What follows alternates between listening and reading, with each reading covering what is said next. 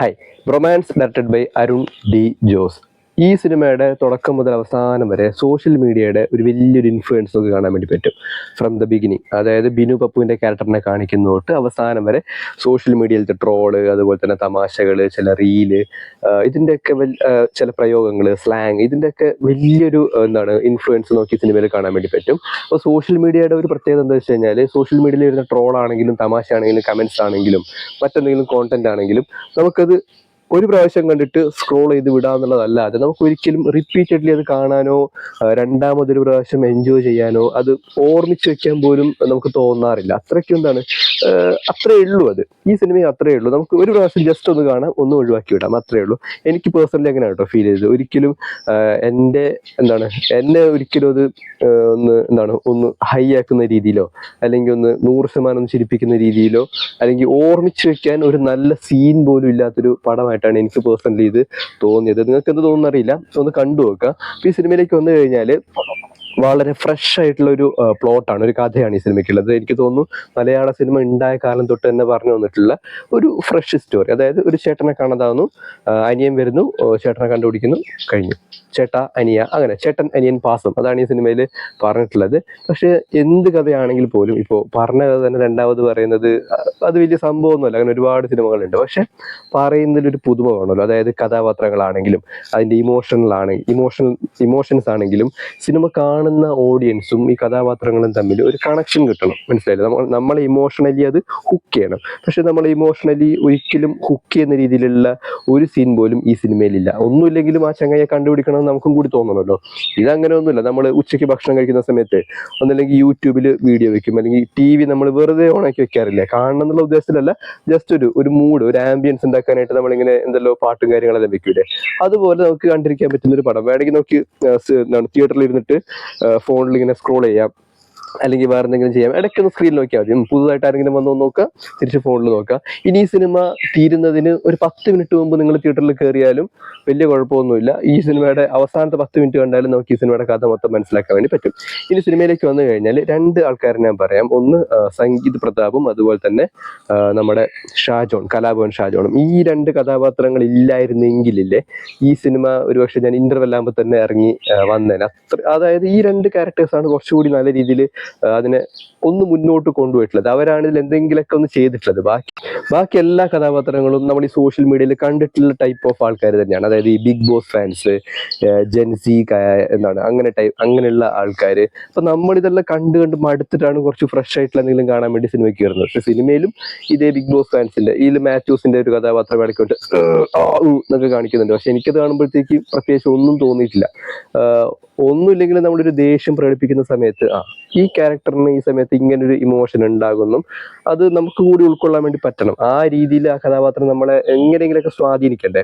ഇതിപ്പോ ചേട്ടൻ അനിയൻ പാസം കാണിക്കാനായിട്ട് ചില സാധനങ്ങൾ കുത്തിക്കയറ്റി വെച്ചിട്ടുണ്ട്. എനിക്ക് തോന്നുന്നു ആ പാസം കാണിക്കാൻ വേണ്ടി ചെയ്തു വെച്ചിട്ടുള്ള കാര്യമാണ് ഈ സിനിമയിലെ ശരിക്കുള്ള കോമഡി. ബാക്കിയെല്ലാം ഭയങ്കര ട്രാജഡി ആയിട്ടാണ് എനിക്ക് ഫീൽ ചെയ്തത്. പിന്നെ ഈ സിനിമയുടെ ആദ്യത്തെ ഒരു 80% നമ്മുടെ അർജുൻ അശോകന്റെ കഥാപാത്രം പൊതുവേ സൈലന്റ് ആയിരിക്കും. ഇയാളൊരു കൊല്ലംകാരനോ മറ്റാണ് കേട്ടോ ഈ അർജുൻ അശോകന്റെ കഥാപാത്രം. ഷെബീർ എന്ന് മറ്റാണ് ക്യാരക്ടറിന്റെ പേര്. അപ്പൊ ഇയാൾ ഭയങ്കര സൈലന്റ് ആയിരിക്കും. അവസാനത്തെ 20%-ലാണ് ഇയാളൊന്ന് ഓണായി വരുന്നത്. അപ്പൊ അത് കുറച്ചുകൂടി ഇൻട്രസ്റ്റിംഗ് ആയിരുന്നു. പിന്നെ സംഗീതിനെ കുറിച്ച് പറയുകയാണെങ്കിൽ ആ ചങ്ങായി കൊള്ളാം. ഈ പടത്തിലെ ഒരു ഷോ സ്റ്റീലർ എന്നൊക്കെ പറയാൻ പറ്റുന്ന ഒരു കഥാപാത്രമാണ് സംഗീതിന്റെ ഹരിഹരസുധൻ എന്ന് പറയുന്ന കഥാപാത്രം. പടത്തിനെ കുറച്ചുകൂടി ഒന്ന് ഓണാക്കി ഒന്ന് എൻഗേജ് ആക്കി നിർത്തുന്നത് ഇയാളാണ്. ഇയാളുടെ കൗണ്ടർ ആണെങ്കിലും ഡയലോഗ് പ്രസന്റ് ചെയ്യുന്ന രീതിയാണെങ്കിലും അതിൽ പുതുമയുണ്ടെന്നല്ല കേട്ടോ. പ്രേമലൂൽ അയാൾ ചെയ്തതിന്റെ സെയിം കണ്ടിന്യൂഷനാണ് ഇയാൾ ചെയ്തു പോകുന്നത്. ഈ മാത്യൂസ് അതുപോലെ തന്നെ ഈ സംഗീത്, ഇവരെല്ലാം അർജുൻ അശോകൻ, ഇവരെല്ലാം സ്ക്രീനിൽ വരുന്ന സമയത്ത് അവരുടെ ഭാഗത്ത് നിന്ന് നമ്മൾ എക്സ്പെക്ട് ചെയ്യുന്ന ചില സാധനങ്ങൾ ഉണ്ടല്ലോ, അപ്പൊ അതേ സാധനം തന്നെയാണ് പിന്നെയും വന്നുകൊണ്ടിരിക്കുന്നത്. അതായത് അവർ വരുമ്പോഴേ നമുക്ക് മനസ്സിലാവാം ഈ ആൾ ഇന്നതാണ് ചെയ്യാൻ വേണ്ടി പോകുന്നത്. അപ്പൊ നമുക്ക് പ്രെഡിക്റ്റ് ചെയ്യാൻ വേണ്ടി പറ്റും. മാത്യൂസിന്റെ കാര്യത്തിൽ നമുക്ക് എക്സാക്ട് പ്രെഡിക്റ്റ് ചെയ്യാൻ വേണ്ടി പറ്റും. പക്ഷെ അതിന് കുറച്ചുകൂടി ഫ്രഷ് ആയിട്ടൊരു സാധനം തന്നത് സംഗീത് പ്രതാപിന്റെ ക്യാരക്ടറാണ്. അയാൾ കൊള്ളാം, മോശമില്ല. കിട്ടിയത് അത്യാവശ്യം നല്ല രീതിയിൽ തന്നെ ചെയ്തിട്ടുണ്ട്. പിന്നെ കലാഭവൻ ഷാജോന്റെ കഥാപാത്രം അത്യാവശ്യം എന്താണ് ഒരു ഗുണ്ട ലെവലിലുള്ള ഒരു കഥാപാത്രമാണ്.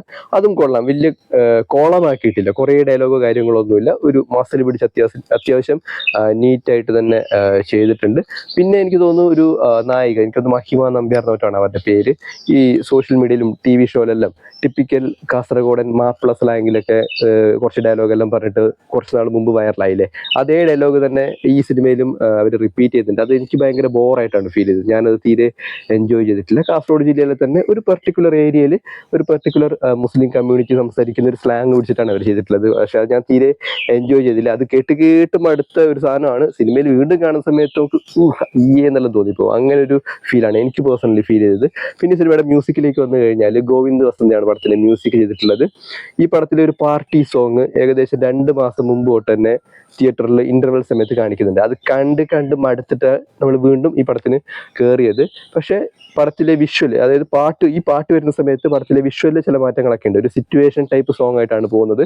എനിക്കൊന്നും നമ്മൾ ഈ പ്രിയദർശൻ സിനിമയിലെല്ലാം കണ്ടിട്ടുള്ള ഒരു കൺഫ്യൂഷൻ കോമഡി എല്ലാം ക്രിയേറ്റ് ചെയ്യാൻ വേണ്ടിയിട്ടാണ് അവിടെ ശ്രമിച്ചിട്ടുള്ളത്. പക്ഷെ അതും എനിക്ക് വേണ്ട രീതിയിൽ വർക്കായിട്ടില്ല.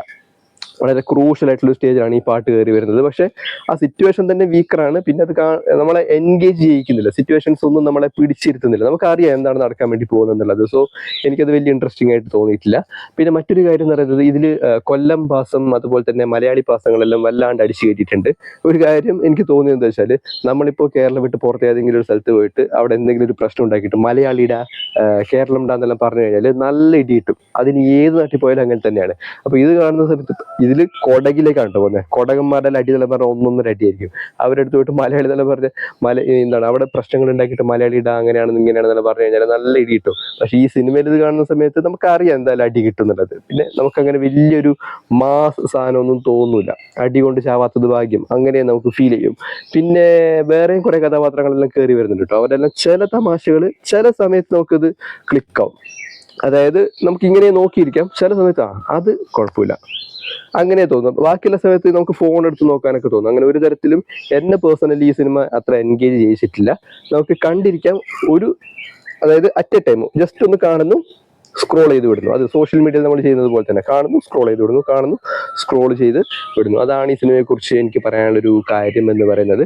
പിന്നെ ഈ സിനിമയിലെ ഒരു കഥാപാത്രവും ഇമോഷണലി നമ്മളെ ഹുക്ക് ചെയ്യാൻ വേണ്ടി പോകുന്നില്ല. നമുക്ക് പ്രത്യേകിച്ച് ഒരു ഡെപ്തും ഇല്ലാത്ത കഥാപാത്രങ്ങളാണ്. ഒന്നുമില്ല, വരുന്നു, എന്തൊക്കെയോ ചെയ്യുന്നു, പോകുന്നു. പക്ഷെ സോഷ്യൽ മീഡിയയുടെ വലിയൊരു ഇൻഫ്ലുവൻസും കാര്യങ്ങളൊക്കെ ഓരോ ക്യാരക്ടറിലും നമുക്ക് കാണാൻ വേണ്ടി പറ്റും. നമ്മൾ ഡെയിലി ലൈഫിൽ സോഷ്യൽ മീഡിയയിൽ കാണുന്ന കുറേ അധികം ഇൻഫ്ലുവൻസേഴ്സിൻ്റെയും അല്ലെങ്കിൽ കുറേ അധികം ആൾക്കാരുടെയൊക്കെ ഒരു പ്രതിനിധികളായിട്ടുള്ള കുറച്ച് കഥാപാത്രങ്ങളെ വെച്ച് ചെയ്തിട്ടുള്ള ഒരു തട്ടിക്കൂട്ട് പടം പോലെയാണ് എനിക്ക് പൊതുവെ ഇത് ഫീൽ ചെയ്തത്. പിന്നെ പേരിൽ തന്നെ ഉണ്ടല്ലോ ബ്രോമാൻസ്, അതായത് 2 ബ്രദേഴ്സും പിന്നെ അവരുടെ ഫ്രണ്ട്സും തമ്മിലുള്ള ആ ഒരു ബോണ്ടിങ്ങും കാര്യങ്ങളൊക്കെയാണ് ഈ സിനിമയിൽ പറയാൻ വേണ്ടി നോക്കിയിട്ടുള്ളത്. അത്ര ഇൻട്രസ്റ്റിംഗ് അല്ലാത്ത വളരെ കളർഫുൾ ആയിട്ടുള്ള ഒരു കാര്യം. പോസിറ്റീവായിട്ട് തോന്നിയ എനിക്ക് ഒരു കാര്യം എന്ന് പറയുന്നത് ഈ പടത്തിന്റെ എഡിറ്റിംഗ് ആണ്. നല്ല ചമൻ ചാക്കോ എന്ന് പറയുന്ന ആളാണ് ഈ പടം എഡിറ്റ് ചെയ്തിട്ടുള്ളത്. കിടിൽ എഡിറ്റിംഗ് ആയിരുന്നു. പിന്നെ എഡിറ്ററിന് വേണ്ടി ഒരു പ്ലാൻ ചെയ്തിട്ടുള്ള ചില സീനുകളൊക്കെ ഉണ്ട്. അതും നല്ലൊരു അപ്രോച്ചായിട്ട് എനിക്ക് പേഴ്സണലി ഫീൽ ചെയ്തു. പ്രത്യേകിച്ച് ഒരു ഗുണമില്ലാത്തൊരു പടമാണ്. കാണാം, സ്ക്രോൾ ചെയ്യാം. എൻ്റെ പേഴ്സണൽ ഒപ്പീനിയനാണ്, നിങ്ങളും കൂടി കണ്ടു നോക്കുക. അപ്പോൾ ഇതാണ് ബ്രൊമാൻസ്.